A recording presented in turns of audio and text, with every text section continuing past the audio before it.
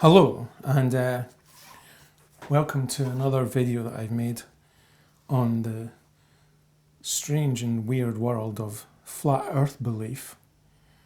Now, I've already made a video in which I've looked at the mathematics concerning the spherical earth. Now, I have a few ideas for videos that I'd like to make looking at the flat earth model and seeing how well it stands up. So this is the first video I'm making on this subject. Now hopefully I'll have more time. I'll have time to make some more on this because I've got quite a few ideas for videos looking at the many ways in which the flat earth model is a catastrophic failure, and it is. But first of all, this video is going to be looking at one specific thing. We're going to be looking at the length of day that the length of daylight that you'd expect to get at the equator on the flat earth model. Now, what you see is supposed to be the flat earth model, which is the belief that the earth is flat and is a disk. Some people believe that that's all there is. Some people believe that it's part of an infinite plane and there's other disks like this, but this is supposed to be an ice wall, what the rest of us call Antarctica, but they believe that it's the edge of the flat earth. Now this is the centre here, and this is supposed to be the Arctic kind of round about here. Now, the equator is halfway between the North Pole and the South Pole if you're thinking spherical Earth, or halfway between the North Pole and the ice wall if you're thinking flat Earth. So let's draw in the equator. And here it is.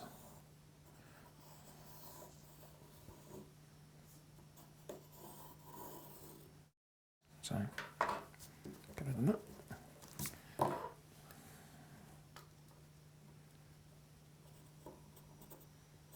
Yes. Now,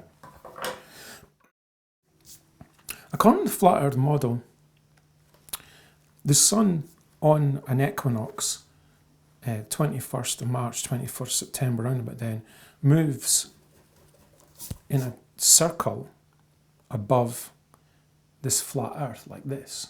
So it moves like this. So it takes 24 hours to get right round here. Now, flat earthers claim that the sun acts like some kind of spotlight for some reason. I'm not exactly sure. And we won't go into that. We'll just take it as read that it does. That there's a circle of visibility of the sun. Now, I'm trying to use as few assumptions as possible because I find that when you actually ask flat earth believers for details about what they believe about the flat earth, they become a little bit reluctant to talk about it. They don't really want to give details. So we're going to assume as little as possible. I'm just going to assume that Earth is a disk, that the equator is halfway between the centre and the edge of the disk, and the sun is sort of going around in a circle above here. And now we're going to think about what is the circle of visibility of the sun. Well, on the equinox, that's when the sun starts to become visible at the North Pole. So it's just when the sun's becoming invisible at the North Pole here. So it seems fair enough to assume that the range of visibility is a circle centred at a point on the equator that reaches as far as the North Pole. So maybe this circle here.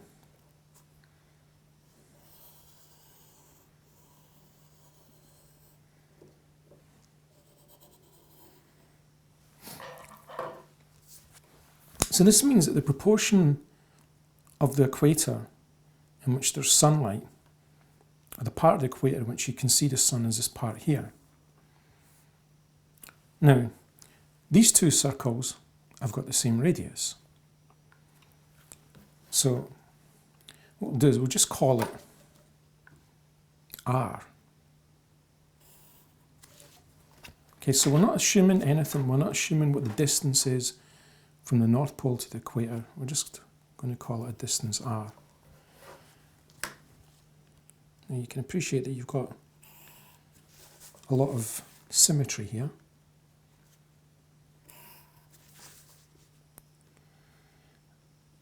And that's R as well. So all these lines are the same length because they're all radiuses, or radii, sorry, of one of these circles. So this is R, this is R, this is R, and this is R, okay?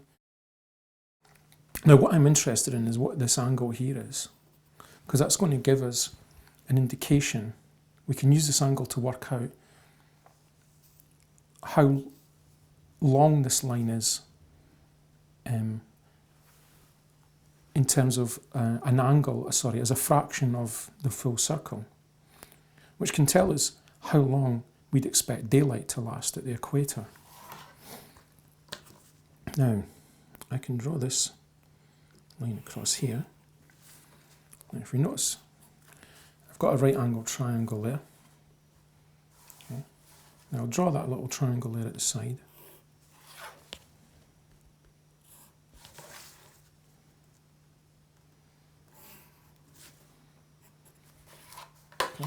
So, this is R over 2, and we want, see we call that X, we want that angle there, X degrees. Okay, so I'll zoom in here so you can see it's a bit clearer. Now, if you remember your basic trigonometry, this is the adjacent, this is the hypotenuse, so this is so X is going to be the inverse cosine of R over 2 all over R. So it's the inverse cosine. Because the R's cancel out, you're just left with half, which is 60 degrees. So that means that this here, I'll come back in here. So this angle here is 60 degrees. So it means that this whole angle here is 120 degrees.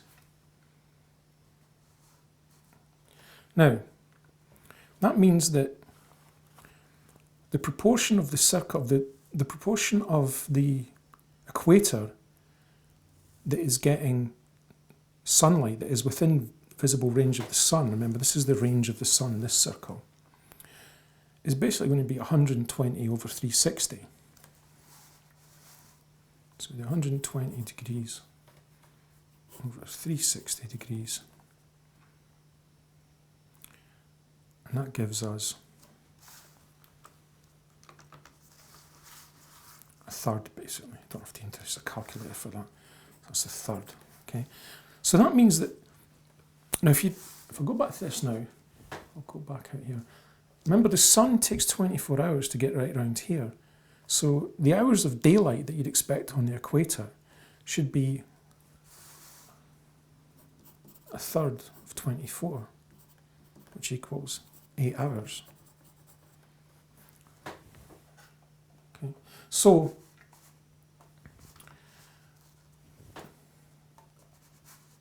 on the equator, on the equinox, we'd expect to get 8 hours of sunlight, because that's the proportion of the equator that is lit by the sun at any given time. Okay, so what I want to do now is I want to have a look at the amount of hours you'd expect to get on the equator when on the 21st of December, when the sun is directly above the Tropic of Capricorn.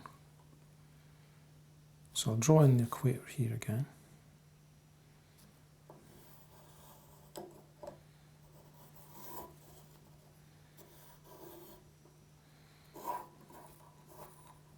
Oops. And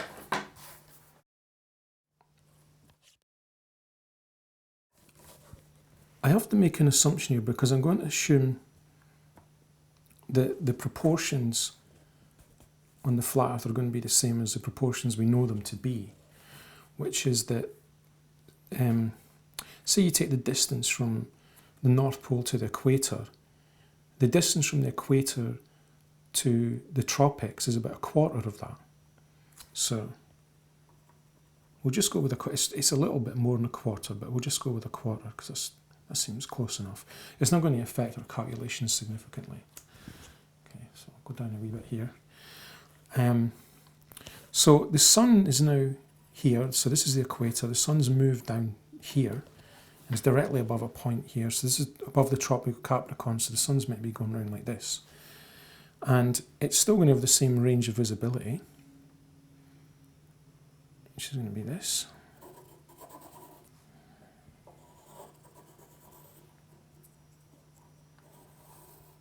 Okay. So we've got the same range of visibility. And so what we want to know is what proportion of or what fraction of the equator is now lit up.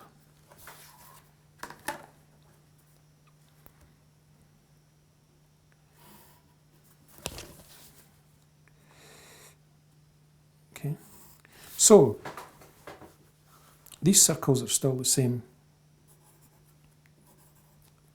R, remember now, R is basically the distance from the North Pole to the equator, or it's the radius of the circle of the visibility of the sun, whatever way you want to look at it, which is going to be the same. Now, the distance from the sun to the North Pole now is going to be longer. It's going to be 5/4 R. So we can draw this in here. Now you get the right angle triangle again. I'll draw it at the side.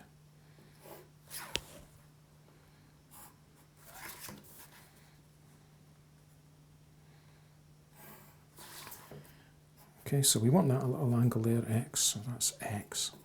So, zoom in here a bit. Now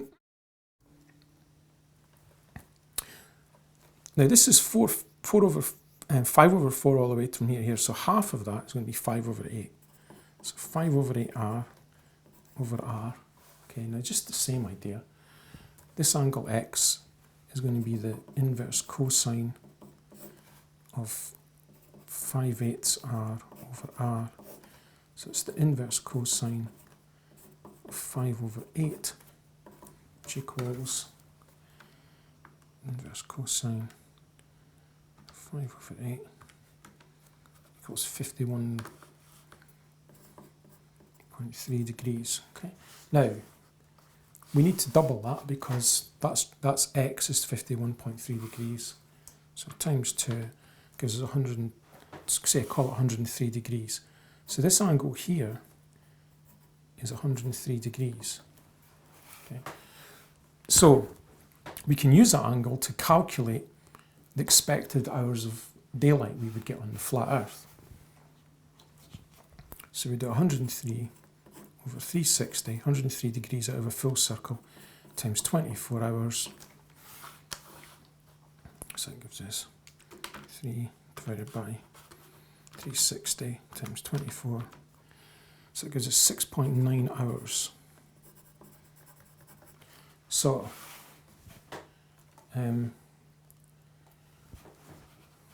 so on the winter solstice in the northern hemisphere, the sun is above the tropical Capricorn. We'd expect on the equator to get 6.9 hours of sunlight. Now for this last section, I've already got this drawn out just to save a bit of time because there's no point in going through the whole thing over and over. Now what I'm going to be looking at here is how much daylight would you expect to get on the equator on the 21st of June, the summer solstice in the northern hemisphere. So again, I've got the equator drawn here.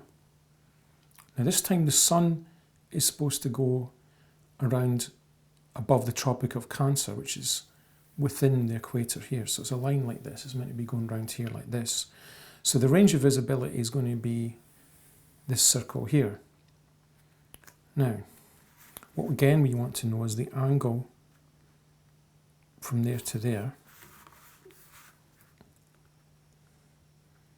because this is the angle we can use to calculate the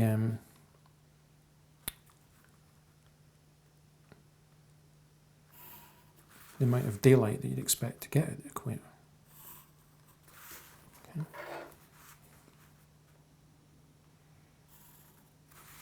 Again, all these lines are, we'll call them R. Again, just to reiterate, R is meant to be the distance from the North Pole to the equator, and it's the same, it's the radius of the sun's circle of visibility on this flat Earth model. So, this distance here this time is 3/4 R. So again, we can have a triangle here, and got that angle there. So I can draw that right angle triangle again. As big as that. Just going to graph that like that. So that's x degrees. Now, that's 3 over, sorry, but there, that's 3 over R. Sorry, that's 3/4 R to there. So half of that's going to be 3/8 R, and that's R there. So, x is the inverse cosine of 3/8, which equals inverse cosine 3/8, which is 68 degrees. Okay, so it means that this angle here is twice that, so times 2, 136 degrees. Okay, so go down here, can work out the amount of daylight, okay, that we'd expect to get on the equator. Okay, I'll just go through this again. Remember, this is the circle of visibility of the sun. This is the fraction, or the part of the equator that's going to be visible to this, that you're going to see the sun if the sun is here. So we can use this to calculate the hours of daylight you'd expect. So we can use this angle here, 336 over 360 times 24 hours. Oops, 336, 60 times 24 gives us 9 hours of daylight. So,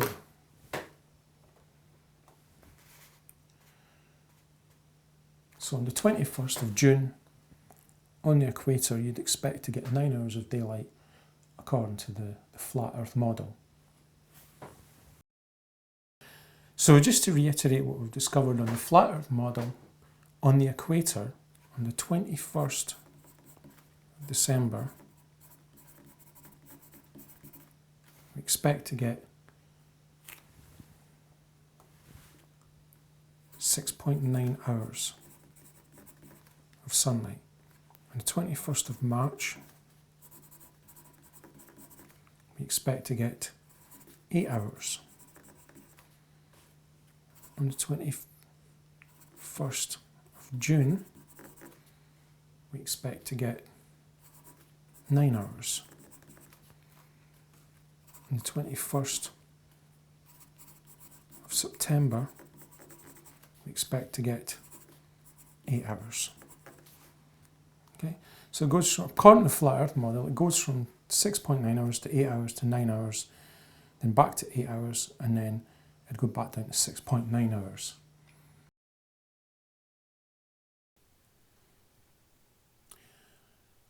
Okay, so to finish this video off, what I want to do is have a look at the hours of daylight for a real place on the equator. Now, I have cities in the world listed here by their latitudes, and the place that seems to be closest to the equator is a place in Indonesia called, and I apologise if I pronounce this wrong, but I think it's Pontianak.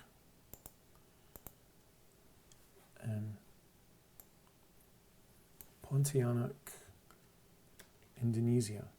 Now, if I go over to this website here, timeanddate.com, we can put this in and look it up.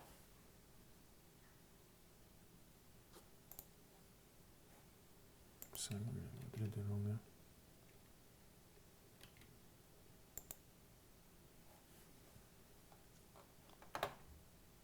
Now,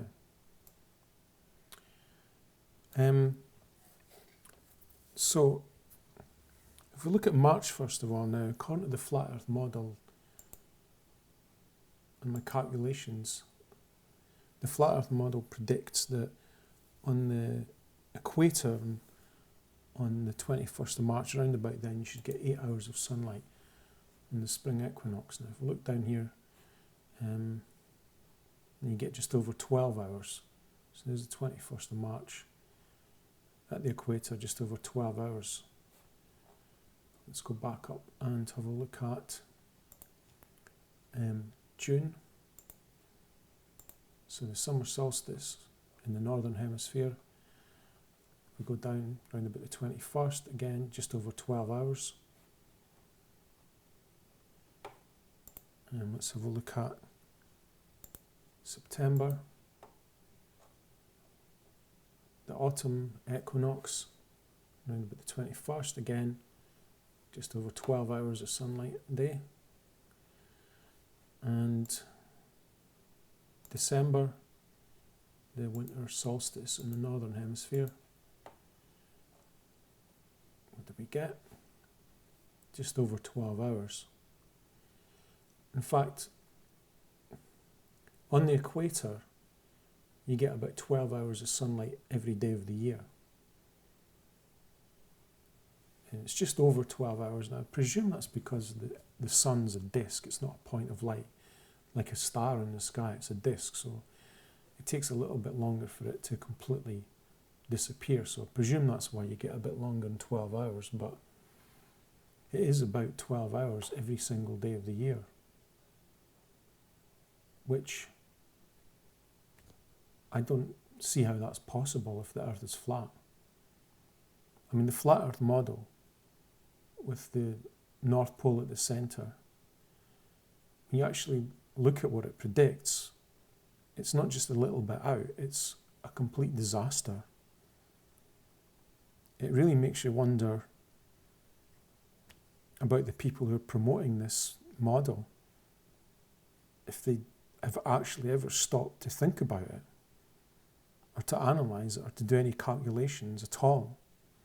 It really is quite astonishingly inaccurate. It's a total catastrophe. So it's a massive fail for the Flat Earth model.